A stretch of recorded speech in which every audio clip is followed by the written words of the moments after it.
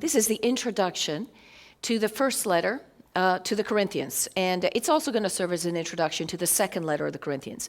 This year we're going to do 1st and 2nd Corinthians, and we're going to take the whole year to do it. So we're going to really, hopefully, go into some depth.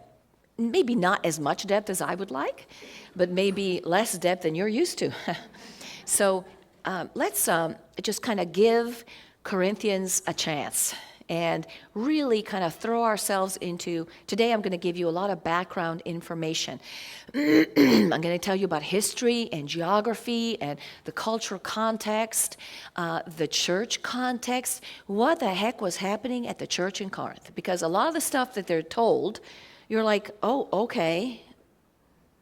It doesn't really, we don't quite find it applicable to our circumstances, but I assure you that they are. Once you take the cultural qualifiers out, you will find that human nature is always the same.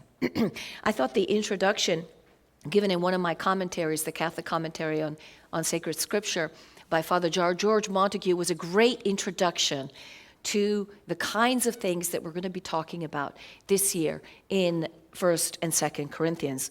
This is how Father Montague puts the introduction to Corinthians, and I'm reading from his text. Quote, "Imagine that in a dream one night you find yourself in a parish where there are several drunks at Sunday Mass, where some members are claiming that there is no resurrection of the dead and that Jesus is not really present in the Eucharist. The parishioners are divided into cliques and factions.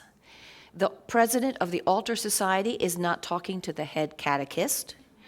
There is public, unchallenged adultery, and many marriages are in disarray.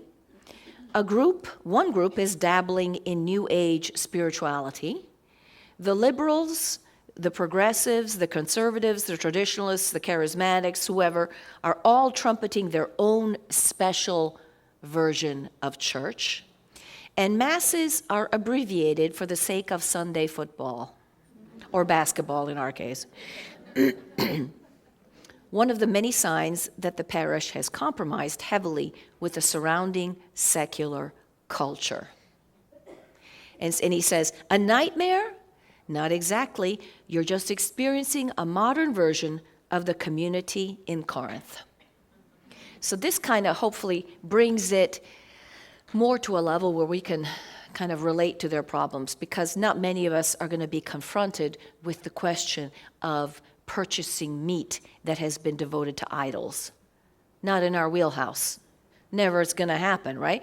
But we might be confronted with several issues about what it means to compromise with the era, compromise with the culture, compromise with the fashions, compromise with the trends, the cultural trends.